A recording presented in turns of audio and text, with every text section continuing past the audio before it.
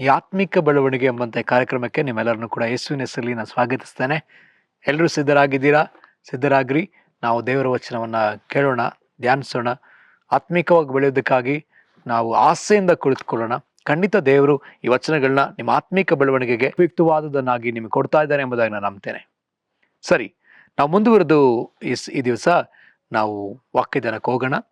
ಕಳೆದ ವಾರಗಳಲ್ಲಿಯೂ ಆತ್ಮಿಕ ಬೆಳವಣಿಗೆಗಿರ್ತಕ್ಕಂಥ ವಿಚಾರಗಳನ್ನೇ ಕಲಿತಾ ಬರ್ತಾ ಇದೀವಿ. ಇನ್ನೂ ಅನೇಕ ವಿಚಾರಗಳನ್ನ ನಾವು ಕಲೀಲಿಕ್ಕಿದ್ದೇವೆ. ಈ ದಿವಸ ನಾವು ಕಲೀಲಿಕ್ಕಿರ್ತಕ್ಕಂಥ ಒಂದು ವಿಷಯ, ನಮ್ಮ ಆತ್ಮಿಕ ಬೆಳವಣಿಗೆಗೆ ಇರ್ತಕ್ಕಂಥ ಒಂದು ತಡೆಗಳಲ್ಲಿ ಒಂದು ತಡೆ ಯಾವ್ದಂದ್ರೆ ನಮ್ಮಲ್ಲಿರ್ತಕ್ಕಂತಹ ಅಸೂಹೆ ಅಥವಾ ಇದನ್ನ ಮತ್ಸರ, ಹೊಟ್ಟೆ ಕಿಚ್ಚು, ಅಥವಾ ಇನ್ನೊಂದು ಪದದಲ್ಲಿ ಇದನ್ನ ಕ್ರೋಧ ಎಂಬುದಾಗಿ ಕೂಡ ಉಪಯೋಗಿಸಲ್ಪಟ್ಟಿದೆ. ಬೈಬಲ್ನಲ್ಲಿ ಈ ಎಲ್ಲ ಪದಗಳು ಉಪಯೋಗಿಸಲ್ಪಟ್ಟಿರೋದನ್ನ ನಾವು ನೋಡ್ತೇವೆ. ಅಸೂಹೆ, ಹೊಟ್ಟೆ ಕಿಚ್ಚು, ಕ್ರೋಧ, ಮತ್ಸರ, ಈ ರೀತಿಯಾಗಿ ಅನೇಕ ಪದಗಳು ಉಪಯೋಗಿಸಲ್ಪಟ್ಟಿರೋದನ್ನ ನಾವು ನೋಡ್ಲಿಕ್ಕೆ ಸಾಧ್ಯ. ಸೊ ಹಾಗಿದ್ರೆ ಈ ದಿವಸ ನಾವು ಈ ಅಸೂಹೆ ಅಥವಾ ಹೊಟ್ಟೆ ಕಿಚ್ಚು ಈ ಪದದ ಕುರಿತಾಗಿ ಸ್ವಲ್ಪ ನಾವು ಧ್ಯಾನಿಸೋಣ. ಹೊಟ್ಟೆ ಕಿಚ್ಚು ಎಂಬುದಾಗಿ ಅಧಿಕವಾಗಿ ಉಪಯೋಗ ಆಗಿರೋದನ್ನ ನಾವು ನೋಡ್ಲಿಕ್ಕೆ ಸಾಧ್ಯ.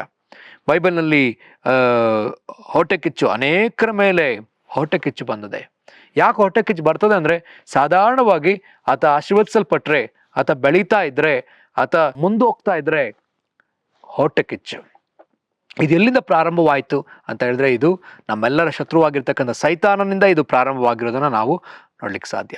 ಸೊ ಹಾಗಿರೋದ್ರಿಂದ ನಾವು ಈಗ ಸ್ವಲ್ಪ ಇದನ್ನ ಆಳವಾಗಿ ನಾವು ಧ್ಯಾನ ಮಾಡಕ್ ಹೋಗೋಣ. ಕೆಲವು ಉದಾಹರಣೆಗಳನ್ನ ನಾವು ನೋಡ್ತಾ ಹೋಗೋಣ. ಬೈಬಲ್ ನಾವು ನೋಡ್ತೀವಿ. ಉದಾಹರಣೆಗಳನ್ನ ನೋಡೋದಕ್ಕಿಂತ ಮುಂಚಿತವಾಗಿ ಗಲಾತ್ಯದವರಿಗೆ ಬರೆದ ಪತ್ರಿಕೆ 5ನೇ ಅಧ್ಯಾಯ ಅಲ್ಲಿ 19ನೇ ವಚನ ಹೀಗೆ ಬರೆಯಲ್ಪಟ್ಟಿರುವುದನ್ನ ನಾವು ನೋಡ್ಲಿಕ್ಕೆ ಸಾಧ್ಯ. ಗಲಾತ್ಯ 5ನೇ ಅಧ್ಯಾಯ 19ನೇ ವಚನ. ಶರೀರ ಭಾವದ ಕರ್ಮಗಳು ಪ್ರಸಿದ್ಧವಾಗಿಯವೆ. ಅವು ಯಾವುವೆಂದರೆ ಜಾರತ್ವ, ಬಂಡುತನ, ನಾಚಿಕೆ ಗಡಿತನ, ವಿಗ್ರಹಾರಾಧನೆ, ಮಾಟ, ಅಗೆತನ, ಜಗಳ, ಹೊಟ್ಟೆ ಕಿಚ್ಚು, ಸಿಟ್ಟು, ಕಕ್ಷಭೇದ, ಭಿನ್ನಮತ, ಮತ್ಸರ, ಕುಡಿಕತನ, ದುಂದೌತನ ಇಂಥವುಗಳೇ. ಇಲ್ಲಿ ಹೊಟ್ಟೆ ಕಿಚ್ಚು ಕೂಡ ಒಂದು ಭಾಗ. ಪ್ರತಿಯೊಬ್ಬೊಬ್ಬ ವ್ಯಕ್ತಿಯ ಶರೀರದಲ್ಲಿಯೂ ಇರುವಂತಹ ಕರ್ಮಗಳಲ್ಲಿ, ಶರೀರದ ಕಾರ್ಯಗಳಲ್ಲಿ, ಪ್ರಸಿದ್ಧವಾದ ಕೆಲವು ಕಾರ್ಯಗಳಲ್ಲಿ ಒಂದು ಕಾರ್ಯ ಹೊಟ್ಟೆ ಕಿಚ್ಚು. ಪ್ರತಿಯೊಬ್ಬೊಬ್ಬರ ಒಳಗೆಯೂ ಈ ಹೊಟ್ಟೆ ಕಿಚ್ಚು ಅನ್ನೋದು ಇದ್ದೇ ಇದೆ. ಅಥವಾ ಈ ಪದವನ್ನ ಮತ್ತೊಂದು ರೀತಿಯಲ್ಲಿ ಕೂಡ ಉಪಯೋಗಿಸುವುದುಂಟು, ರೋಷ. ನಮ್ಮ ದೇವರು ಕೂಡ ಒಂದು ರೀತಿಯಲ್ಲಿ ನೋಡಕ್ ಹೋಗುವುದಾದ್ರೆ ಆತ ರೋಷವುಳ್ಳ ದೇವರು. ಇಂಗ್ಲಿಷ್ನಲ್ಲಿ ತುಂಬಾ ಚೆನ್ನಾಗಿದೆ, our god is jealous god. ಆತ ರೋಷವುಳ್ಳ ದೇವರು ಅಥವಾ ಹೊಟ್ಟೆ ಕಿಚ್ಚುಳ್ಳ ದೇವರು ಅಂತ ಹೇಳಕ್ಕಾಗೋದಿಲ್ಲ, ಬೇರೆ ಬೇರೆ ರೀತಿಯಾದ ಭಾವನೆಗಳಿದೆ. ಆತ ರೋಷವುಳ್ಳ ದೇವರು. ಆತನು ತನಗೆ ಸಲ್ಲಬೇಕಾದ ಗೌರವವನ್ನ ಮತ್ತೊಬ್ಬರಿಗೆ ಸಲ್ಲಗೊಡಿಸುವುದಿಲ್ಲ. ನಮ್ಮ ಮಕ್ಕಳನ್ನೇ ನೋಡುವಾಗ, ನೀನ್ ನನ್ನ ಮಗು ಅಲ್ಲ, ಈಕೆ ಮಾತ್ರ ನನ್ನ ಮಗಳು ಅಂತ ಹೇಳಿದ್ರೆ ನನ್ನ ಮಗನಿಗಾಗ್ಲೇ ಹೊಟ್ಟೆ ಕಿಚ್ಚು ಸ್ಟಾರ್ಟ್ ಆಗುತ್ತೆ. ಮಗುವಿನಲ್ಲೇ ಅದಿದೆ. ಏನಾದ್ರೂ ಅವ್ರು ಇನ್ನೊಬ್ರ ಕೈಲಿದೆ ಅಂದ್ರೆ ಅದು ನನಗೆ ಬೇಕು ಅನ್ನುವಂಥದ್ದು. ಇದು ಎಲ್ಲರ ಮಧ್ಯದಲ್ಲಿ ಇದು ಕಾರ್ಯ ಮಾಡ್ತಾ ಇದೆ. ನಾವು ಬೈಬಲ್ನಲ್ಲಿ ಒಂದು ಒಳ್ಳೆ ಉದಾಹರಣೆ ನಾವು ನೋಡಬಹುದು. ಎಲ್ಲಿ ಅಂತ ಹೇಳಿದ್ರೆ, ಸೌಲ ಮತ್ತೆ ದಾವಿದನ ಮಧ್ಯದಲ್ಲಿ ಜನಗಳು ಯುದ್ಧ ಮಾಡಿ ಬಂದಂತಹ ಸೈನಿಕರನ್ನ ನೋಡುತ್ತಾ ಅವರು ಆಡ್ತಾ ಇರುವಾಗ ಅವ್ರು ಹೇಳ್ತಾರೆ, ಸೌಲ ಕೊಂದಿದ್ದು 1000 ಜನ, ದಾವಿದ ಕೊಂದಿದ್ದು 10,000 ಜನ.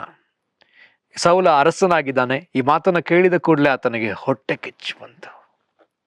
ಅಲ್ಲ, ವಾಕ್ಯದಲ್ಲಿ ಅದನ್ನ ನಾವು ನೋಡ್ತೀವಿ. ಆತ ಹೊಟ್ಟೆ ಕಿಚ್ಚುಳ್ಳವನಾಗಿ ಮಾರ್ಪಟ್ಟ. ಆವತ್ತಿನಿಂದ ಆತ ದಾವಿದನ ಮೇಲೆ ಕಣ್ಣಿಟ್ಟಿದ್ದ, ಹೇಗಾದ್ರೂ ಇವನನ್ನ ಬೀಳಿಸ್ಬೇಕು ಅನ್ನೋಂಥ ಹೊಟ್ಟೆ ಕಿಚ್ಚು ಪ್ರಾರಂಭವಾಯಿತು. ಹೀಗೆ ಪ್ರಿಯರೇ, ಬೈಬಲ್ನಲ್ಲಿ ಅನೇಕರು ಹೊಟ್ಟೆ ಕಿಚ್ಚಿಗೆ ಒಳಗಾದವರಿದ್ದಾರೆ. ಅದರಲ್ಲಿ ಮೊದಲನೇದಾಗಿ ನೋಡುವಾಗ ಯೋಸೇಫ ತನ್ನ ಅಣ್ಣಂದಿರು ಆತನ ಮೇಲೆ ಹೊಟ್ಟೆ ಕಿಚ್ಚಿಟ್ಕೊಂಡ್ರಂತೆ. ನಾವು ತೆಗೆದುಕೊಳ್ಳೋಣ. ಅಪೊಸ್ತಲ ಕೃತ್ಯ 7ನೇ ಅಧ್ಯಾಯ 9ನೇ ವಚನ ಹೀಗೆ ಹೇಳ್ತದೆ, ಮೂಲ ಪಿತೃಗಳು ಹೊಟ್ಟೆ ಕಿಚ್ಚಿನಿಂದ ಯೋಸೇಫನನ್ನು ಐಗುಪ್ತ ದೇಶಕ್ಕೆ ಮಾರಿಬಿಟ್ಟರು. ಯಾಕೆ ಮಾರಿದ್ರು? ಕಾರಣ ಏನು? ಯೋಸೇಫನ ಮೇಲೆ ತಂದೆ ಯಾಕೋಬ ಆತನ ಮೇಲಿಟ್ಟಿದ್ದ ಪ್ರೀತಿ ಮಿಕ್ಕ 10 ಜನ ಮಕ್ಕಳಿಗೆ ಅದನ್ನ ತಡ್ಕೊಳ್ಳಿಕ್ಕಾಗಿಲ್ಲ, ಅದನ್ನ ಒಪ್ಕೊಳಕ್ಕಾಗ್ತಿಲ್ಲ. ಯಾಕಂತ ಹೇಳಿದ್ರೆ, ಯಾಕೋಬ ಈ ಮಗನನ್ನ ಸತ್ತು ಹೋದಂತ ರಾಹೇಳಲು ಸತ್ತು ಹೋಗಿದ್ದಾಳೆ, ಹೆಂಡತಿ ಇಲ್ಲ. ಆದ್ರೆ ಈಗ ತಾಯಿ ಇಲ್ಲದೆ ಇರ್ತಕ್ಕಂಥ ಮಕ್ಕಳಾಗಿ ಇವರಿದ್ದಾರೆ. ಈ ಮಕ್ಕಳನ್ನ ನೋಡಿ ಆತ ಪ್ರೀತಿಸ್ತಾ ಇದ್ದಾನೆ. ಆ ಯೋಸೇಫನ ಮೇಲೆ ವಿಶೇಷವಾದಂತಹ ಒಂದು ಪ್ರೀತಿ. ತನ್ನ ಪ್ರೀತಿಯ ಹೆಂಡತಿಯಿಂದ ಹುಟ್ಟಿದಂಥ ಮಗ, ತುಂಬಾ ಪ್ರೀತಿ ಆತನಿಗೆ. ಆ ಮಗನನ್ನು ನೋಡಿ ಆತನಿಗೆ ಅನೇಕ ಬಣ್ಣಗಳುಳ್ಳ ವರ್ಣಗಳುಳ್ಳಂತಹ ನಿಲುವಂಗಿನ ಕೊಡಿಸಿದ್ದಾನೆ. ಈಗ ತನ್ನ ಮಿಕ್ಕ ಮಕ್ಕಳನ್ನ ನೋಡುವುದಕ್ಕಾಗಿ ಆತ ಅನೇಕ ತಿಂಡಿ ತಿನಿಸುಗಳನ್ನ ಕೊಟ್ಟು, ಹೋಗು ನಿನ್ನ ಅಣ್ಣಂದಿರನ್ನ ನೋಡ್ಕೊಂಡು ಬಾ ಅಂತ ಹೇಳಿ ಕಳಿಸ್ತಾನೆ ದೋತಾನ್ಗೆ. ಆ ದೋತಾನ್ಗೆ ಹೋಗುವಂತ ಸಂದರ್ಭದಲ್ಲಿ ಅವ್ರು ದೂರದಿಂದಲೇ ಆತನನ್ನು ನೋಡಿ, ಹೇಗಾದ್ರೂ ಇವ್ರನ್ನ ಕೊಲ್ಬೇಕಲ್ಲ, ಅದಲ್ಲದೆ ಈತ ಹೇಳಿದಾನೆ, ಕನಸು ಬೇರೆ ಹೇಳಿದಾನೆ, ಏನಂತೆ ನಾವೆಲ್ಲ ಈತನಿಗೆ ಅಡ್ಡ ಬೀಳ್ತೀವಂತೆ, ನಮ್ಮ ಎಲ್ಲ ಸಿವುಡುಗಳು ಈತನ ಸಿವುಡಿಗೆ ಅಡ್ಡ ಬೀಳುತ್ತಂತೆ, ಅದಲ್ಲದೆ ಸೂರ್ಯಚಂದ್ರನು ನಕ್ಷತ್ರಗಳು ಕೂಡ ಈತನಿಗೆ ಅಡ್ಡ ಬೀಳ್ತದಂತೆ. ಓ, ಇದಕ್ಕಾಗಿ ಎಲ್ಲರಿಗೂ ಈತನ ಮೇಲೆ ಒಂದು ರೀತಿಯಾದ ಕೋಪ. ಅದಲ್ಲದೆ ಸಹೋದರ ಮಾಡೋ ತಪ್ಪುಗಳನ್ನೆಲ್ಲ ಈತ ಹೋಗಿ ತಂದೆಗೆ ಹೇಳ್ಬಿಡ್ತಾನೆ, ಅದೊಂದು ಕಡೆ. ಮತ್ತೆ ತಂದೆ ಈತನ ಮೇಲೆ ವಿಶೇಷವಾದ ಪ್ರೀತಿ ಇಟ್ಟಿದ್ದಾನೆ, ಅದಕ್ಕಾಗಿಯೇ ಈತನ ಮೇಲೆ ಒಂದು ಹೊಟ್ಟೆ ಕಿಚ್ಚು. ಈತನನ್ನ ಕೊಂದ್ಬಿಡ್ಬೇಕಂತ ಪ್ರಯತ್ನಿಸಿದ್ರು, ಹಳ್ಳಕ್ಕೆ ಹಾಕ್ಬೇಕಂತ ಪ್ರಯತ್ನಿಸಿದ್ರು. ಕಡೆಗೆ ಆತನನ್ನ ಅಲ್ಲಿ ಬಂದಂತ ಪ್ರಯಾಣಿಕರಿಗೆ, ಮಿದ್ಯಾನ್ಯರಿಗೆ ಆತ ಮಾರ್ಬಿಟ್ರು. ಅವ್ರು ಐಗುಪ್ತ ದೇಶಕ್ಕೆ ತಗೊಂಡೋಗಿ ಆತನ ಗುಲಾಮನಾಗಿ ಮಾರಿದ್ದನ್ನು ನಾವು ಕಾಣ್ತೇವೆ ಪ್ರಿಯರೇ. ಸೊ ಹೊಟ್ಟೆ ಕಿಚ್ಚು. ಹೀಗೆ ನಮ್ಮ ಪ್ರಭುವಾದ ಯೇಸು ಕ್ರಿಸ್ತನ ಮೇಲೆಯೂ ಕೂಡ ಹೊಟ್ಟೆ ಕಿಚ್ಚು. ಮತ್ತಾಯನ ಬರೆದ ಸುವಾರ್ತೆ 27ನೇ ಅಧ್ಯಾಯ 18ನೇ ವಚನ. ಹೀಗಿಲ್ಲಾಗಿ ಅವರು ಕೂಡಿ ಬಂದ ಸಮಯದಲ್ಲಿ ಪಿಲಾತನು ಹೊಟ್ಟೆ ಕಿಚ್ಚಿನಿಂದ ಆತನನ್ನು ಒಪ್ಪಿಸಿಕೊಟ್ಟನೆಂದು ತಿಳಿದು, ನಿಮಗೆ ಯಾರನ್ನು ಬಿಟ್ಟು ಕೊಡಬೇಕೆನ್ನುತ್ತೀರಿ, ಬರಬನನ್ನೋ ಕ್ರಿಸ್ತನೆನಿಸಿಕೊಳ್ಳುವ ಯೇಸುವನೋ ಎಂದು ಕೇಳಿದನು. ಇಲ್ಲಿ ತುಂಬಾ ಸ್ಪಷ್ಟವಾಗಿ ನೋಡುವಂತ ಒಂದು ವಿಷಯ, ಪಿಲಾತನಿಗೆ ಇಲ್ಲಿ ಗೊತ್ತಾಗಿದೆ, ಈ ಯೇಸುವನ್ನು ಹಿಡ್ಕೊಟ್ಟಿರೋದು ಈತನು ಯಾವ ತಪ್ಪನ್ನು ಮಾಡಿಲ್ಲ, ಈತನ ಮೇಲಿರ್ತಕ್ಕಂಥ ಹೊಟ್ಟೆ ಕಿಚ್ಚು. ಯಹೂದಿಯ ಜನರೆಲ್ಲರೂ ಕೂಡ, ಇಸ್ರಾಯೇಲ್ ಜನರೆಲ್ಲರೂ ಕೂಡ ಯೇಸು ಕ್ರಿಸ್ತನನ್ನು ಹಿಂಬಾಲಿಸ್ತಾ ಇದ್ದಾರೆ. ಇವ್ರನ್ನ ಹಿಂಬಾಲಿಸ್ತಿದ್ರು, ಸದುಕಾಯನ, ಪರಿಸಾಯನ, ಅಲ್ಲಿದ್ದಂತಹ ಶಾಸ್ತ್ರಿಗಳನ್ನ, ಅಲ್ಲಿದ್ದಂತಹ ಯಾಜಕರುಗಳನ್ನ ಅವ್ರ ಬಳಿ ಬಂದು ಎಲ್ಲ ಕೇಳ್ತಿದ್ರು. ಆದ್ರೆ ಈಗ ಅನೇಕರು, ಸಾವಿರಾರು ಜನ, ಲೆಕ್ಕಾಕ್ಲಿಕ್ಕಾಗದಷ್ಟು ಜನ ಯೇಸುವಿನಿಂದ ಹೋಗ್ತಾ ಇರುವಂಥದ್ದನ್ನ ಅವರು ನೋಡಿ ತಡ್ಕೊಳ್ಳಿಕ್ಕಾಗಿಲ್ಲ. ಅವರು ಹೊಟ್ಟೆ ಕಿಚ್ಚಿನಿಂದ ಯೇಸುವನ್ನ ಈಗ ಹಿಡ್ಕೊಟ್ಟಿರೋದನ್ನ ನಾವು ನೋಡ್ತೀವಿ. ಯೇಸುವನ್ನ ಪಿಲಾತನಿಗೆ ಹಿಡ್ಕೊಟ್ಟಿದ್ದಾರೆ. ಆದ್ರೆ ಈ ಪಿಲಾತ ಯೇಸುವನ್ನ ಹೇಗಾದ್ರೂ ಬಿಡಿಸ್ಬೇಕಂತ ಹೇಳಿ ಆತ ಇಲ್ಲೊಂದು ಆಪ್ಷನ್ ಕೊಡ್ತಿದ್ದಾನೆ. ಯಾರಿಗೆ? ಅಲ್ಲಿದ್ದಂತ ಯಹೂದ್ಯರಿಗೆ. ಯಾವುದೋ ಆಪ್ಷನ್, ನಿಮಗೆ ಯಾರನ್ನ ಬಿಟ್ಟು ಕೊಡ್ಲಿ, ನಾನು ಬರಬ್ಬನನ್ನ ಬಿಟ್ಟು ಕೊಡ್ಲೋ ಅಥವಾ ಯಾರನ್ನ ಬಿಟ್ಕೊಡ್ಬೇಕಂತ ನೀವು ಹೇಳ್ತೀರಿ, ಬರಬ್ಬನನ್ನೋ ಅಥವಾ ಈ ಕ್ರೈಸ್ತನನ್ನೋ? ಈಗ ಇವರಿಗೆ ಆಪ್ಷನ್ ಬಂದಿದೆ. ಅವ್ರು ಕೇಳ್ಕೊಳ್ತಾರೆ, ನಮಗೆ ಬರಬ್ಬನನ್ನ ಬಿಟ್ಟು ಕೊಡು, ನಮಗೆ ಕ್ರೈಸ್ತ ಬೇಡ, ಕ್ರೈಸ್ತನನ್ನ ಶಿಲ್ಬೆಗೆ ಹಾಕ್ಸು. ಸೊ ಅವ್ರು ತಿರುಗಿ ಅದನ್ನ ಕೂಗಿದ್ರಿಂದ ಆ ಒಂದು ಗದ್ದಲವನ್ನ ಸಮಾಧಾನ ಮಾಡುವುದಕ್ಕೋಸ್ಕರವಾಗಿ ಇಲ್ಲಿ ಪಿಲಾತನು ಅವ್ರನ್ನ ಏನ್ ಮಾಡ್ತಾ ಇದ್ದಾನೆ, ಅವನ ಯೇಸು ಸ್ವಾಮಿನ ಶಿಲುಬೆಗೆ ಒಪ್ಪಿಸಿಕೊಡುವುದನ್ನು ನಾವು ಕಾಣ್ತೀವಿ ಪ್ರಿಯರೇ. ಸೊ ಹಾಗಿದ್ರೆ ಈಗ ನಾವು ಮುಂದುವರೆದು ನಾವು ಧ್ಯಾನಿಸೋಣ. ಹಾಗೆಯೇ ಇಲ್ಲಿ ಅನೇಕರ ಮೇಲೆ ಹೊಟ್ಟೆ ಕಿಚ್ಚನ್ನ ನಾವು ನೋಡ್ಲಿಕ್ಕೆ ಸಾಧ್ಯ. ಹೀಗೆ ಹೊಟ್ಟೆ ಕಿಚ್ಚಿನ ವಿಷಯದಲ್ಲಿ ಅನೇಕ ವಿಷಯಗಳನ್ನ ನಾವು ನೋಡ್ಲಿಕ್ಕೆ ಸಾಧ್ಯ. ಅನೇಕ ಉದಾಹರಣೆಗಳು ಬೈಬಲ್ನಲ್ಲಿ ಬರೆಯಲ್ಪಟ್ಟಿದೆ. ಪೌಲನ ಕುರಿತಾಗಿ ಹೊಟ್ಟೆ ಕಿಚ್ಚು, ಅಪೊಸ್ತಲರ ಕುರಿತಾಗಿ ಹೊಟ್ಟೆ ಕಿಚ್ಚು, ಅವ್ರನ್ನ ಹಿಡಿದು ಒಳಗಡೆ ಹಾಕಿದ್ದಾರೆ. ಅನೇಕರು ಅವ್ರನ್ನ ಹಿಂಬಾಲಿಸೋದನ್ನ ಅವ್ರ ನೋಡಿ ತಡ್ಕೊಳ್ಳಿಕ್ಕೆ ಆಗ್ತಿಲ್ಲ. ಸೊ ಹಾಗಿದ್ರೆ ಪ್ರಿಯರೇ, ದಿವಸ ನಾವು ಹೊಟ್ಟೆ ಕಿಚ್ಚುಳ್ಳವರಾದರೆ ನಾವು ಬೆಳೆಯುವುದಕ್ಕೆ ಸಾಧ್ಯವಿಲ್ಲ, ನಾವು ಆತ್ಮಿಕವಾಗಿ ಬೆಳೀಲಿಕ್ಕೆ ಸಾಧ್ಯವಿಲ್ಲ. ನಮ್ಮ ಆತ್ಮಿಕ ಬೆಳವಣಿಗೆಗೆ ಒಂದು ತಡೆ ಇದೆಯಾ ಅಂದ್ರೆ ಇದು ಸಹ ಒಂದು ತಡೆಯೇ. ನಾವು ಪರಲೋಕ ರಾಜ್ಯ ಸೇರ್ಲಿಕ್ಕೆ ಆಗೋದಿಲ್ಲ ಮೊದಲನೇದಾಗಿ, ಎರಡನೇದಾಗಿ ನಾವು ಆತ್ಮಿಕವಾಗಿ ಬೆಳೆಯೋದಕ್ಕಾಗೋದಿಲ್ಲ.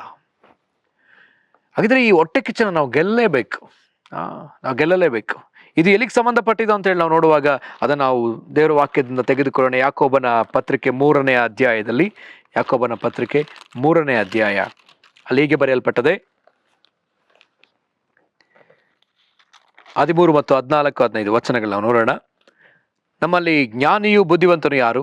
ಅಂಥವನು ಯೋಗ್ಯವಾಗಿ ನಡೆದುಕೊಂಡು ಜ್ಞಾನದ ಲಕ್ಷಣವಾಗಿರುವ ಶಾಂತ ಗುಣದಿಂದ ಅದರ ಫಲವನ್ನು ತೋರಿಸಲಿ. ಆದರೆ ತೀಕ್ಷ್ಣವಾದ ಮತ್ಸರವು, ಪಕ್ಷಭೇದವು ನಿಮ್ಮ ಹೃದಯಗಳಲ್ಲಿ ಇರುವಲ್ಲಿ ನೀವು ಸತ್ಯಕ್ಕೆ ವಿರೋಧವಾಗಿ ಸುಳ್ಳಾಡಿ ಹೊಗಳಿಕೊಳ್ಳಬೇಡಿರಿ. ಅದು ಮೇಲನಿಂದ ಬಂದ ಜ್ಞಾನವಲ್ಲ, ಅದು ಭೂ ಸಂಬಂಧವಾದದ್ದು, ಪ್ರಾಕೃತ ಭಾವವಾದದ್ದು, ದೆವ್ವಗಳಿಗೆ ಸಂಬಂಧಪಟ್ಟದ್ದು. ಮತ್ಸರವು, ಪಕ್ಷಭೇದವು ಇರುವ ಕಡೆ ಗಲಿಬಿಲಿಯು, ಸಕಲ ವಿಧವಾದ ನೀಚಕೃತ್ಯಗಳು ಇರುವವು. ಆದರೆ ಮೇಲಿನಿಂದ ಬರುವ ಜ್ಞಾನವು ಮೊದಲು ಪರಿಶುದ್ಧವಾದದ್ದು, ಆಮೇಲೆ ಸಮಾಧಾನಕರವಾದದ್ದು, ವಿನಯವುಳ್ಳದ್ದು, ಸಂತೋಷವಾಗಿ ಒಪ್ಪಿಕೊಳ್ಳುವಂಥದ್ದು, ಕರುಣೆ ಮುಂತಾದ ಒಳ್ಳೆ ಫಲಗಳಿಂದ ತುಂಬಿರುವಂಥದ್ದು ಆಗಿದೆ. ಅದರಲ್ಲಿ ಚಂಚಲತ್ವವು, ಕಪಟವೂ ಇಲ್ಲ. ಸಮಾಧಾನ ಪಡಿಸುವವರು ಸಮಾಧಾನವೆಂಬ ಬೀಜವನ್ನು ಬಿತ್ತಿ ನೀತಿ ಎಂಬ ಫಲವನ್ನ ಕೊಯ್ಯುವರು. ಪ್ರಿಯರಾಗಿದ್ದರೆ ಇಲ್ಲಿ ನಾವು ನೋಡುವಂತೆ ಈ ಹೊಟ್ಟೆ ಕಿಚ್ಚನ ಕುರಿತಾಗಿ ನಾವು ನೋಡ್ತೀವಿ. ಇಲ್ಲಿ ಹೊಟ್ಟೆ ಕಿಚ್ಚು ಅನ್ನೋ ಪದನ ನೇರವಾಗಿ ಉಪಯೋಗಿಸಲಿಲ್ಲ, ಬದಲಾಗಿ ಮತ್ಸರ, ತೀಕ್ಷ್ಣವಾದ ಮತ್ಸರ. ಇಲ್ಲಿ ಇದನ್ನ ಆತ ಜ್ಞಾನಕ್ಕೆ ಉಪಯೋಗಿಸ್ತಾ ಇದ್ದಾನೆ. ಅನೇಕರು ಜ್ಞಾನವಿಲ್ಲದವರಾಗಿ ನಡ್ಕೊಳ್ತಾರೆ. ಯಾರು ತೀಕ್ಷ್ಣವಾದ ಮತ್ಸರ ಉಳ್ಳವರಾಗಿದ್ದಾರೆ ಅವರು ಅಜ್ಞಾನಿಗಳಂತೆ ನಡ್ಕೊಳ್ತಿದ್ದಾರೆ. ಅಜ್ಞಾನಿಗಳಂತೆ ಈ ಅಜ್ಞಾನ ಎಲ್ಲಿಂದ ಬಂತಂತೆ ಅಲ್ಲಿ ತುಂಬಾ ಸ್ಪಷ್ಟವಾಗಿ ಬರೆಯಲ್ಪಟ್ಟದೆ. ಈ ಅಜ್ಞಾನ ಮೇಲನಿಂದ ಬರಲಿಲ್ಲ, ಇದು ಭೂ ಸಂಬಂಧವಾದದ್ದು, ಇದು ಭೂಮಿಯಿಂದ ಬಂದದೆ. ಇದು ಭೂಮಿಯಿಂದ ಬಂದದೆ ಅಂತ ಹೇಳಿ ನಾವು ನೋಡುವಾಗ ಇದು ಎಲ್ಲಿಂದ ಬಂತು? ಕಾಯಿನನಿಂದ ಪ್ರಾರಂಭವಾಯಿತು. ಕಾಯಿನ ಹೊಟ್ಟೆ ಕಿಚ್ಚುಳ್ಳವನಾದ. ಅದಕ್ಕಿಂತ ಹಿಂದೆ ಸೈತಾನ ಈ ಆದಾಮ ಅವಳ ಮೇಲೆ ಹೊಟ್ಟೆ ಕಿಚ್ಚುಳ್ಳವನಾಗಿ ಅವರನ್ನ ವಂಚಿಸಿದ. ಅದನ್ನ ನಾವು ನೋಡ್ತೇವೆ, ಸ್ಪಷ್ಟವಾಗಿ ಅಲ್ಲಿ ಬರೆಯಲ್ಪಟ್ಟದೆ. ಈ ಕಾಯಿನ ಹೊಟ್ಟೆ ಕಿಚ್ಚಿಂದ ತುಂಬಲ್ಪಟ್ಟು ತನ್ನ ತಮ್ಮನ ಮೇಲೆ ಆತ ಬಿದ್ದು ಆತನನ್ನು ಕೊಂದಿದ್ದಾನೆ. ನೋಡ್ರಿ ಎಂತ ಮತ್ಸರ, ತೀಕ್ಷ್ಣವಾದ ಮತ್ಸರ. ಇದು ಈ ಭೂಮಿಗೆ ಸಂಬಂಧವಾದ ಪ್ರಾಕೃತ ಭಾವವಾದದ್ದು, ಈ ಶರೀರಕ್ಕೆ ಸಂಬಂಧಪಟ್ಟದ್ದು. ನಾವು ಸಾಧಾರಣವಾಗಿ ಅನೇಕ ಕಾರ್ಯಕ್ರಮಗಳಿಗೆ ಹೋಗುವುದುಂಟು. ಎಲ್ಲ ಕೂಟಗಳಲ್ಲಿ ಊಟ ಇದ್ದೇ ಇರುತ್ತೆ. ಕೆಲವರು ಹೇಳ್ತಾರೆ ಊಟವಿಲ್ಲದೆ ಕೂಟ ಅದು ಕೂಟನೇ ಅಲ್ಲ ಎಂಬುದಾಗಿ. ಎಲ್ಲ ಕೂಟಗಳಲ್ಲಿ ಊಟ ಇದ್ದೇ ಇರುತ್ತೆ. ನಮ್ಮ ಪ್ಲೇಟಿಗೆ ಹಾಕಿದಂಥ ಊಟದಲ್ಲಿ ಏನಿದೆ ಅಂತ ನಾವು ನೋಡಲ್ಲ, ಮತ್ತೊಬ್ಬರ ಪ್ಲೇಟಲ್ಲಿ ಏನಿದೆ ಎಂಬುದಾಗಿ ಅನೇಕರು ಗಮನಿಸುವುದುಂಟು. ನನ್ನ ಪ್ಲೇಟಲ್ಲಿ ಏನಿದೆ ನೋಡೋದಿಲ್ಲ, ಮತ್ತೊಬ್ಬರಲ್ಲಿ ಏನಿದೆ. ನಾವು ಸುಂದರವಾಗಿದ್ದರೆ ಅದನ್ನು ನಾವು ಗಮನಿಸೋದಿಲ್ಲ. ನಾವು ಹಾಕಿದ ಶರ್ಟ್, ನಾವು ಹಾಕಿದಂಥ ಬಟ್ಟೆ, ನಮ್ಮ ಹತ್ರ ಇರ್ತಕ್ಕಂಥ ವಿಷಯಗಳನ್ನ ನಾವು ನೋಡದೆ ಮತ್ತೊಬ್ಬರ ಹತ್ರನೇ ಇರೋದು ನಾವು ನೋಡ್ತಾ ಇದ್ದೀವಿ. ಯಾವಾಗಲೂ ಅವ್ರ ಹತ್ರ ತುಂಬ ಚೆನ್ನಾಗಿದೆ, ಹೊಟ್ಟೆ ಕಿಚ್ಚು, ನನಗಿಂತ ಬೆಟರ್ ಆಗಿದೆ, ಅದು ನನ್ನ ಹತ್ರ ಇರಬೇಕಿತ್ತು, ತುಂಬ ಚೆನ್ನಾಗಿರ್ತಿತ್ತು. ಹೊಟ್ಟೆ ಕಿಚ್ಚು, ದಾವಿದ ಸೌಲನ ಮಧ್ಯದಲ್ಲಿದ್ದ ಹೊಟ್ಟೆ ಕಿಚ್ಚು. ಇದನ್ನು ಪಡ್ಕೊಳ್ಳೋವರೆಗೂ ಅದನ್ನು ಬಿಡಲ್ಲ. ಸೊ ಹಾಗಿರೋದ್ರಿಂದ ಇಲ್ಲಿ ಇದು ಪ್ರಕೃತ ಭಾವವಾದದ್ದು, ಕಾರ್ನಲ್. ಮುಂದಿನದಾಗಿ ನಾವು ನೋಡುವಾಗ ದೆವ್ವಗಳಿಗೆ ಸಂಬಂಧಪಟ್ಟದ್ದು. ಹೊಟ್ಟೆ ಕಿಚ್ಚು, ಅಸೂಯೆ ಅನ್ನೋದು ದೆವ್ವಗಳಿಗೆ ಸಂಬಂಧಪಟ್ಟದ್ದು. ನರಕದಲ್ಲಿ ದೆವ್ವಗಳು ಎಲ್ಲ ಐಕ್ಯವಾಗಿ ಸಮಾಧಾನವಾಗಿ ಒಂದಾಗಿರುತ್ತೆ ಅಂತ ಹೇಳಿ ನಂಬಿಡ್ರಿ. ಒಂದು ದೆವ್ವ ಇನ್ನೊಂದು ದೆವ್ವದೊಂದೇ ಹೊಡೆದಾಡ್ಕೊಳ್ಳುತ್ತೆ, ಅದ್ರ ಜೊತೆ ಸಮಾಧಾನನೇ ಇಲ್ಲ ಅಲ್ಲಿ. ಹೊಟ್ಟೆ ಕಿಚ್ಚು. ಒಬ್ಬ ದೇವಸೇವಕರಿಗೆ ಒಂದು ದೇವರ ದರ್ಶನ ಕೊಟ್ಟಾಗ ಅದರಲ್ಲಿ ತುಂಬಾ ಸ್ಪಷ್ಟವಾಗಿ ದೆವ್ವಗಳ ಕುರಿತಾಗಿ ಒಂದು ದರ್ಶನ ಕೊಡ್ತಾರೆ. ಅದರಲ್ಲಿ ಒಂದು ದೆವ್ವ ಮತ್ತೊಂದು ದೆವ್ವದ ಕಾಲನ್ನ ಹಿಡಿದು ಎಳಿತಾ ಇದೆ. ನೋಡ್ರಿ, ಗಂಡು ದೆವ್ವ ಹಿಡಿದಿಂದ ಮನುಷ್ಯನೊಳಗಡೆ ಒಂದು ದೆವ್ವ ಮತ್ತೊಂದು ದೆವ್ವನ ಬಿಟ್ಕೊಡ್ತಾನೆ ಇಲ್ಲ, ಐಕ್ಯತೆನೇ ಇಲ್ಲ ಅದ್ರ ಮಧ್ಯದಲ್ಲಿ. ಒಂದು ಕಿತ್ಕೊಳುತ್ತೆ, ಇನ್ನೊಂದು ಒಡೆಯುತ್ತೆ, ಇನ್ನೊಂದು ಏನೋ ಒಂದು ಮಾಡ್ಬೇಕಂತ ಪ್ರಯತ್ನಿಸ್ತಾ ಇದೆ. ಹಾಗಿದ್ರೆ ಇದು ಅರ್ಥ ಮಾಡ್ಕೊಳ್ಬೇಕಾದ ವಿಷಯ, ನರಕದಲ್ಲಿ ಐಕ್ಯತೆ ಸಮಾಧಾನ ಇಲ್ಲ. ಅಥವಾ ಇನ್ನೊಂಥರ ಹೇಳಕ್ ಹೋದ್ರೆ ಅಲ್ಲಿ ಒಂದು ಐಕ್ಯತೆ ಇಲ್ಲ, ಅವ್ರ ಮಧ್ಯದಲ್ಲಿ ಹೊಂದಾಣಿಕೆ ಇಲ್ಲ. ಬದಲಾಗಿ ಏನಿದೆ ಅಲ್ಲಿ? ಹೊಟ್ಟೆ ಕಿಚ್ಚಿದೆ, ಹೊಟ್ಟೆ ಕಿಚ್ಚಿದೆ. ಸರಿ, ಇದು ದೆವ್ವಗಳಿಗೆ ಸಂಬಂಧಪಟ್ಟದ್ದು. ಮತ್ಸರವು ಪಕ್ಷಭೇದವು ಇರುವ ಕಡೆ ಗಲಿಬಿಲಿಯು, ಸಕಲ ವಿಧವಾದ ನೀಚ ಕೃತ್ಯಗಳು ಇರುವವು. ಮತ್ಸರ, ಇದರೊಂದಿಗೆ ಇನ್ನೊಂದು ವಿಚಾರವನ್ನು ಸೇರಿಸ್ತಾ ಇದ್ದಾರೆ, ಪಕ್ಷಭೇದ. ನಾನು ಈ ಪಕ್ಷದವನು, ನೀನು ಆ ಪಕ್ಷದವನು, ನಾನು ಈ ಜಾತಿ, ನೀನು ಈ ಜಾತಿ. ಇದು ಸಭೆಗಳಲ್ಲಿ ಕೂಡ ಜಾತಿಯ ವ್ಯವಸ್ಥೆ ಬಂದ್ಬಿಟ್ಟಿದೆ. ಬೇರೆ ಬೇರೆ ಜಾತಿ. ಈ ಜಾತಿ ಪದ್ಧತಿ ಇರುವುದಾದ್ರೆ ಗಮನಿಸ್ರಿ ಪ್ರಿಯರೇ, ಇದಕ್ಕೂ ಹೋಲಿಕೆ ಮಾಡಿ ಹೇಳ್ತಾ ಇದ್ದಾರೆ. ಇರುವ ಕಡೆ ಏನಿರ್ತದಂತೆ? ಗಲಿಬಿಲಿ, ಸಕಲವಾದ ನೀಚ ಕೃತ್ಯಗಳು ಇರ್ತದೆ. ಈ ನೀಚ ಕೃತ್ಯಗಳು ಇರ್ತಕ್ಕಂಥ ವ್ಯಕ್ತಿಯ ಒಳಗಡೆ, ಗಲಿಬಿಲಿ ಇರ್ತಕ್ಕಂಥ ವ್ಯಕ್ತಿಯ ಒಳಗಡೆ ಎಲ್ಲಾದ್ರೂ ಸಮಾಧಾನ ಇದೆಯಾ ಅಂತ ನೋಡ್ರಿ. ಲೂಕವರ್ದ ಸುವಾರ್ತೆ 10ನೇ ಅಧ್ಯಾಯದಲ್ಲಿ ನಾವು ನೋಡ್ತೀವಿ, ಅಲ್ಲಿ ಮಾರ್ತಾ ಮರಿಯಳ ಕುರಿತಾಗಿ ನಾವು ನೋಡ್ತೀವಿ. ಮರಿಯಳು ಯೇಸು ಕ್ರಿಸ್ತನ ಪಾದದಲ್ಲಿ ಕುಳಿತಿದ್ದಾಳೆ. ಮಾರ್ತಾ ಅಡಿಗೆ ಮನೆಯಲ್ಲಿದ್ದಾಳೆ. ಯೇಸುವಿನ ಹತ್ರ ಬಂದು, ಸ್ವಾಮಿ ನಿನಗೆ ಚಿಂತೆ ಇಲ್ಲವೋ, ಆಕೆ ನನ್ನ ಒಬ್ಬಳನ್ನೇ ಬಿಟ್ಟಿದ್ದಾಳೆ, ಅವಳನ್ನ ನನ್ನ ಕೆಲಸ ಮಾಡ್ಲಿಕ್ಕೆ, ನಂಗೆ ಸಹಾಯ ಮಾಡ್ಲಿಕ್ಕೆ ಕಳಿಸ್ಕೊಡು. ಅದಕ್ಕೆ ಸ್ವಾಮಿ ಹೇಳ್ತಾರೆ, ಮಾರ್ತಾ ಮಾರ್ತಾ, ನೀನು ಅನೇಕ ಚಿಂತೆಯಲ್ಲಿಯೂ ಗಲಿಬಿಲಿಯಲ್ಲಿಯೂ ಸಿಕ್ಕಿಕೊಂಡಿದ್ದಿ. ಆಕೆ ಮಾತ್ರ ಕೂತ್ಕೊಂಡು ಕೇಳಿಸ್ಕೊಳ್ತಿದ್ದಾಳೆ, ನಾನು ಮಾತ್ರ ಕೆಲಸ ಮಾಡ್ಬೇಕಾ? ಹೊಟ್ಟೆ ಕಿಚ್ಚು. ಈಗ ಆಕೆ ಒಳಗಡೆ ಬಂದ ಕೂಡಲೇ ಸ್ವಾಮಿ ಹೇಳ್ತಾರೆ, ನೀನು ಗಲಿಬಿಲಿ ಸಿಕ್ಕಾಕೊಂಡಿದ್ಯಾ, ಅನೇಕ ಚಿಂತೆಯಲ್ಲಿ ಗಲಿಬಿಲಿ ನಿನ್ನೊಳಗಡೆ ಅದೇ. ಯಾವಾಗ ಒಬ್ಬ ವ್ಯಕ್ತಿ ಬೆಳೆಯೋದನ್ನ ನಾವು ನೋಡುವಾಗ ಅವ್ರಿಗೆ ನಾವು ಅದ್ರ ಬದಲಾಗಿ ನಾವು ಸ್ತೋತ್ರ ಮಾಡ್ತೀವಿ. ಸ್ತೋತ್ರ ಮಾಡುವಾಗ ನಮ್ಮೊಳಗಡೆ ಗಲಿಬಿಲಿ ಬರುವುದಿಲ್ಲ, ಬದಲಾಗಿ ನಾವೇನ್ ಮಾಡ್ತೀವಿ, ಅಲ್ಲಿ ನಮಗೆ ಕೃತಜ್ಞತೆ ಹೇಳುವಂತ ಹೃದಯ ಬರ್ತದೆ. ಸೊ ಅದಕ್ಕಾಗಿ ಅನೇಕ ಉದಾಹರಣೆಗಳನ್ನ ನಾವು ನೋಡ್ಬೋದು. ಹಾಗಿದ್ರೆ ಈಗ ಈ ಒಂದು ಹೊಟ್ಟೆ ಕಿಚ್ಚನ್ನು ನಾವು ಗೆಲ್ಲೇಬೇಕು, ಹೊಟ್ಟೆ ಕಿಚ್ಚನ್ನು ಗೆಲ್ಲೇಬೇಕು. ಇಲ್ಲದೆ ಹೋದ್ರೆ ಸೌಲನಂತೆ ನಾವು ಮುಗಿದು ಹೋಗ್ತೇವೆ. ಇಲ್ಲದೆ ಹೋದ್ರೆ ನಾವು ಒಬ್ಬೊಬ್ರು ಕೂಡ ಆ ಒಂದು ಹಳೆ ಒಡಂಬಡಿಕೆಯಲ್ಲಿ ಆದಿಕಾಂಡದ ಪುಸ್ತಕದಲ್ಲಿ ನಾವು ನೋಡುವಂತೆ ಯಾಕೋಬನ ಸಹೋದರರು 11 ಜನ 11 ಕುಲಗಳಲ್ಲಿ ಯಾವ ರೀತಿಯಲ್ಲಿ ಅವರು ಬಾಳಲಿ ಹೋದ್ರೋ ಆ ರೀತಿಯಲ್ಲಿ ಹೋಗ್ಬೇಕಾಗತ್ತೆ. ಹಾಗಿದ್ರೆ ನಾವೀಗ ಇದನ್ನ ನಾವು ಏನ್ ಮಾಡ್ಬೇಕಾಗಿದೆ? ಇದನ್ನ ಗೆಲ್ಲಲೇಬೇಕಾಗಿದೆ. ಗೆಲ್ಲುವುದಕ್ಕಾಗಿ ದೇವರು ನನಗೆ ಹೇಳಿಕೊಟ್ಟಂತಹ ಒಂದು ವಚನ ಭಾಗ, ಅದನ್ನ ನಾವು ಈ ಸಮಯದಲ್ಲಿ ನೋಡೋಣ. ಯೋಹಾನ ಬರೆದ ಸುವಾರ್ತೆ 3ನೇ ಅಧ್ಯಾಯ, ಅದರಲ್ಲಿ 27ನೇ ವಚನ. ಅವನ ಬಳಿಗೆ ಎಲ್ಲರೂ ಹೋಗುತ್ತಾರೆ ಎಂದು ಹೇಳಲು ಅವನ ಬಳಿಗೆ ಎಲ್ಲರೂ ಹೋಗುತ್ತಾರೆ. ಸ್ವಲ್ಪ ಮೇಲಿಂದ 26ನೇ ವಚನದಿಂದ ಓದೋಣ. ಆಗ ಅವರು ಯೋಹಾನನ ಬಳಿಗೆ ಬಂದು ಅವನಿಗೆ, ಗುರುವೇ, ಯೋರ್ದಾನ್ ಹೊಳೆಯ ಆಚೆ ನಿನ್ನ ಬಳಿಯಲ್ಲಿದ್ದ ಒಬ್ಬನ ವಿಷಯದಲ್ಲಿ ನೀನು ಸಾಕ್ಷಿ ಕೊಟ್ಟಿಯಲ್ಲ, ಅವನು ಸ್ನಾನ ಮಾಡಿಸುತ್ತಾನೆ, ಅವನ ಬಳಿಗೆ ಎಲ್ಲರೂ ಹೋಗುತ್ತಾರೆ ಎಂದು ಹೇಳಲು, ಯೋಹಾನನು ಪರಲೋಕದಿಂದ ಅನುಗ್ರಹಿಸೋಣವಾದದ್ದನ್ನೇ ಹೊರತು ಮನುಷ್ಯನು ಹೆಚ್ಚೇನು ಹೊಂದಲಾರನು. ಯೋಹಾನನ ಬಗ್ಗೆ ಇಲ್ಲಿ ಜನಗಳು ಬಂದು ಹೇಳ್ತಿದ್ದಾರೆ, ಶಿಷ್ಯರು ಬಂದು ಹೇಳ್ತಿದ್ದಾರೆ, ಸ್ವಾಮಿ ಅಲ್ಲೊಬ್ಬ ದೀಕ್ಷಾಸ್ನಾನ ಮಾಡಿಸ್ತಾ ಇದ್ದಾನೆ ಸ್ವಾಮಿ. ಅದಕ್ಕೆ ಯೇಸು ಬನ್ನಿ ಹೇಳೋಂಥ ವಿಚಾರ, ಮನುಷ್ಯ ದೇವರು ಕೊಟ್ಟಿದ್ದನ್ನ ಹೊರತು ಮತ್ಯಾವುದನ್ನೂ ಕೂಡ ಹೊಂದಲಾರ. ದೇವರು ಕೊಡದ ಹೊರತು ಮನುಷ್ಯ ಅದನ್ನ ಹೊಂದುವುದಕ್ಕೆ ಸಾಧ್ಯವೇ ಇಲ್ಲ. ಪ್ರಿಯರೇ, ಹಾಗಿದ್ರೆ ನಾವು ದೇವರು ಕೊಡದೇ ಇರೋದನ್ನ ನಾವು ಎಷ್ಟು ಬಯಸಿದ್ರು ಕೂಡ ಅದು ನಮಗೆ ಸಿಗ್ತದ? ನಾವು ಅನ್ನಳ ಕುರಿತಾಗಿ ನಾವು ನೋಡ್ತೇವೆ, ಅನ್ನಳು ಹೊಟ್ಟೆ ಕಿಚ್ಚಿನಿಂದ, ಯಾರು ಆಕೆಯ ಸವತಿಯ ವಿಷಯದಲ್ಲಿ ಆಕೆಗೆ ಅನೇಕ ಮಕ್ಕಳಿದ್ದಾರೆ, ನನಗೆ ಮಕ್ಕಳಿಲ್ವಲ್ಲ, ಆಕೆ ಹೊಟ್ಟೆ ಕಿಚ್ಚಿನಿಂದ ಕೇಳ್ತಿದ್ದಾಳೆ. ರಾಹೇಲಳು ಆಕೆ ಹೊಟ್ಟೆ ಕಿಚ್ಚಿನಿಂದ, ಲೇಳಿಗೆ ಮಕ್ಕಳಾಯ್ತು ನನಗಾಗ್ಲಿಲ್ವಲ್ಲ ಎಂಬುದಾಗಿ ಹೊಟ್ಟೆ ಕಿಚ್ಚಿನಿಂದ ಆಕೆ ಕೇಳ್ತಿದ್ದಾಳೆ. ಅವರ ಮಧ್ಯದಲ್ಲಿ ಗಲಿಬಿಲಿಗಳಿದೆ, ಅವರ ಮಧ್ಯದಲ್ಲಿ ಹೋರಾಟಗಳಿದೆ. ಹಾಗಿದ್ರೆ ಪ್ರಿಯ, ದೇವರು ಕೊಡದ ಹೊರತು ಮನುಷ್ಯ ಯಾವುದನ್ನು ಹೊಂದುವುದಕ್ಕೆ ಸಾಧ್ಯವೇ ಇಲ್ಲ. ಹಾಗಿದ್ರೆ ಈಗ ನಾವು ಒಂದು ವಿಷಯ ಮಾಡ್ಬೋದು, ದೇವರು ನನಗೆ ಕೊಟ್ಟಿಲ್ಲ, ದೇವರೇ ನಿನಗೆ ಸ್ತೋತ್ರ, ನೀನು ಅವ್ರಿಗೆ ಕೊಟ್ಟಿದ್ಯಾ, ದೇವರೇ ನಿನಗೆ ಸ್ತೋತ್ರ. ಇದೇ ಯೋಹಾನ ತುಂಬಾ ಸುಂದರವಾಗಿ ಕಡೆಯ ಅಧ್ಯಾಯದ ಕಡೆಯ ಭಾಗದಲ್ಲಿ ಆತ ತುಂಬಾ ಸುಂದರವಾಗಿ ವರ್ಣಿಸಿರುವುದನ್ನು ನಾವು ನೋಡ್ಲಿಕ್ಕೆ ಸಾಧ್ಯ. ಈಗ ಯೇಸುಸ್ವಾಮಿ ಪೇತ್ರನ ಸಂಗಡ ಮಾತಾಡಿದ್ದಾರೆ. ಪೇತ್ರ ಯೇಸುವನ ಅಲ್ಲಗಳೆದು 3 ಬಾರಿ ಆತ ನಾನು ಪ್ರೀತಿಸ್ತೇನೆ ಅಂತ ಹೇಳಿದ್ದಾನೆ. ನಂತರ ಈಗ ಪೇತ್ರ ತಿರುಕೊಂಡು ಯೇಸುಸ್ವಾಮಿಗೆ ಒಂದು ಮಾತು ಹೇಳ್ತಾನೆ. ಯೋಹಾನ ಬರೆದ ಸುವಾರ್ತೆ 21ನೇ ಅಧ್ಯಾಯ 20ನೇ ವಚನ. ಪೇತ್ರನು ತಿರುಗಿಕೊಂಡು ಯೇಸುವಿಗೆ ಪ್ರಿಯನಾಗಿದ್ದ ಶಿಷ್ಯನು ಹಿಂದೆ ಬರುವುದನ್ನು ಕಂಡನು. ಆ ಶಿಷ್ಯನು ಊಟದಲ್ಲಿ ಯೇಸುವಿನ ಎದೆಗೆ ಬಾಗಿ, ಸ್ವಾಮಿ, ನಿನ್ನನ್ನು ಹಿಡುಕೊಡುವವನು ಯಾರು ಎಂದು ಕೇಳಿದವನೇ. ಇವನನ್ನು ಪೇತ್ರನು ಕಂಡು ಯೇಸುನು, ಸ್ವಾಮಿ, ಇವನ ವಿಷಯವೇನು ಎಂದು ಕೇಳಲು, ಸ್ವಾಮಿ, ಇವನ ವಿಷಯವೇನು ಎಂದು ಕೇಳಲು ಅವನಿಗೆ, ನಾನು ಬರುವ ತನಕ ಇವನು ಇರಬೇಕೆಂದು ನನಗೆ ಮನಸ್ಸಿದ್ದರೆ ಅದು ನಿನಗೇನು, ನೀನು ನನ್ನನ್ನು ಹಿಂಬಾಲಿಸು ಎಂದು ಹೇಳಿದನು. ಇಲ್ಲಿ ತುಂಬಾ ಸುಂದರವಾಗಿರ್ತಕ್ಕಂಥ ಒಂದು ವಿಷಯ, ನಾವು ಕಲಿಬೇಕಾದಂಥ ಒಂದು ವಿಷಯ. ಅನೇಕ ಬಾರಿ ನಾವು ಇನ್ನೊಬ್ಬರ ವಿಚಾರದಲ್ಲಿ ನಾವು ಮೂಗು ತೂರಿಸ್ಕೊಂಡೋಗಿ ಅವ್ರ ಬಗ್ಗೆ ನಾವು ಕಂಪ್ಲೇಂಟ್ ಮಾಡ್ಲಿಕ್ಕೆ ಹೋಗ್ತಿರ್ತೀವಿ. ಯೇಸು ಸ್ವಾಮಿ ಹತ್ರ ಕಂಪ್ಲೇಂಟ್ ಮಾಡ್ತಾ ಇರ್ತೀವಿ. ಸ್ವಾಮಿ, ನನ್ನ ಬಗ್ಗೆ ಏನೋ ಹೇಳ್ಬಿಟ್ರಿ, ನಾನೇನೋ ತಪ್ಪು ಮಾಡಿಬಿಟ್ರೆ ನಾನು ನಿನ್ನ ಬಂದು ನಿನ್ನ ಬಳಿಯಲ್ಲಿ ಬಂದು ನಾನು ಪ್ರೀತಿಸ್ತೀನಪ್ಪ ಅಂತ ಹೇಳ್ದೆ. ಆದರೆ ಇವನ ಬಗ್ಗೆ ಏನು ಸ್ವಾಮಿ, ಇವನ ಬಗ್ಗೆ ಏನು? ನನ್ನ ಹಿಂಬಾಲಿಸು, ನಿನ್ನ ಸಾವಿನಿಂದ ನನ್ನ ಮಹಿಮೆ ಪಡಿಸಿ ಎಲ್ಲಾನು ಹೇಳ್ಬಿಟ್ಟಿದ್ಯಾ ಸ್ವಾಮಿ, ಇವನ್ ಬಗ್ಗೆ ಏನು? ಇವನು ಯಾವಾಗ ಸಾಯ್ತಾನೆ? ನೋಡ್ರಿ, ಅವನು ಸಾಯೋದ್ರ ಬಗ್ಗೆ ದೇವ್ರು ಹೇಳಿದ್ದಕ್ಕೆ ಈಗ ಇವನು ಯಾವಾಗ ಸಾಯ್ತಾನೆ ಅಂತ ಆತ ಕೇಳ್ತಿದ್ದಾನೆ. ಸೊ ಹಾಗಿರೋದ್ರಿಂದ ಪ್ರಿಯರೇ, ಇಲ್ಲಿ ಅರ್ಥ ಮಾಡ್ಕೊಳ್ಬೇಕಾದಂಥ ಒಂದು ವಿಚಾರ ಏನಂತ ಹೇಳಿದ್ರೆ, ಇಲ್ಲಿ ಪೇತ್ರನಂತೆ ಅನೇಕ ಬಾರಿ ನಾವುಗಳು ಸಹ ನಾವು ಇನ್ನೊಬ್ಬರ ಕುರಿತಾಗಿ ಯೋಚಿಸ್ತಾ ಇದ್ದೀವಿ. ಯೇಸುಸ್ವಾಮಿ ಸುಂದರವಾಗಿ ಆತನಿಗೆ ಉತ್ತರ ಕೊಡ್ತಾರೆ. ಏನದು?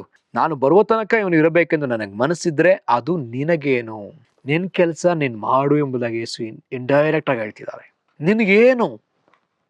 ಆತ ನಾನು ಬರೋವರೆಗೂ, ತಿರುಗಿ ನನ್ನ ಪ್ರತ್ಯಕ್ಷತೆಯಲ್ಲಿ ಬರೋವರೆಗೂ ಅಥವಾ ತಿರುಗಿ ಬರೋವರೆಗೂ ಆತ ಇಲ್ಲೇ ಇರ್ತಾನೆ. ಅದ್ರ ಬಗ್ಗೆ ನಿನಗೇನು? ನಿನ್ ಕೆಲಸ ನೀನ್ ಮಾಡು. ಮುಂದೆ ಯೇಸುಸ್ವಾಮಿ ಅದನ್ನು ಹೇಳ್ತಾರೆ ನೋಡು, ನೀನು ನನ್ನನ್ನು ಹಿಂಬಾಲಿಸು ಅಷ್ಟೇ, ಜಸ್ಟ್ ಫಾಲೋ ಮೀ.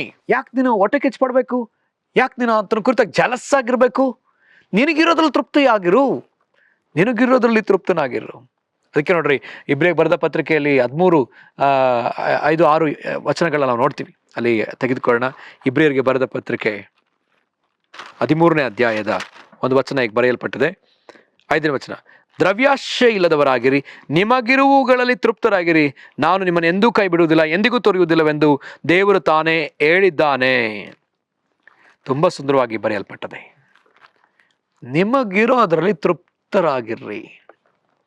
ಆತ ಎಂದಿಗೂ ಕೈ ಬಿಡುವುದಿಲ್ಲ, ಆತ ಎಂದಿಗೂ ತೊರೆಯುವುದಿಲ್ಲ. ಈ ಅಸೂಯೆ ನಮ್ಮನ್ನ ಆತ್ಮಿಕ ಬೆಳವಣಿಗೆಯಲ್ಲಿ ನಾವು ಬೆಳೆಯದ ಹಾಗೆ ನಮ್ಮನ್ನ ತಡೆದು ಬಿಡ್ತದೆ. ಆತ್ಮಿಕ ಬೆಳವಣಿಗೆಯಲ್ಲಿ ನಮ್ಮನ್ನ ಕುಗ್ಗಿಸಿಬಿಡ್ತದೆ, ಮೇಲೆ ಬರ್ಲಿಕ್ಕಾಗದ ಹಾಗೆ ನಮ್ಮನ್ನ ಕುಗ್ಗಿಸಿಬಿಡ್ತದೆ. ಅದಕ್ಕಾಗಿ ನಮಗೆ ಏನಿದೆಯೋ ಅದ್ರಲ್ಲಿ ನಾವು ತೃಪ್ತರಾಗಿರೋಣ. ಮತ್ತೊಬ್ಬರದಿಂದ ನನ್ನ ಹತ್ರ ಇಲ್ಲದೆ ಇರುವಂಥದ್ದು ಇದೆಯೋ, ದೇವರೇ ನಿನಗೆ ಸ್ತೋತ್ರ ಎಂಬುದಾಗಿ ಹೇಳಿ ನಾವು ಮುಂದೆ ಹೋಗೋಣ.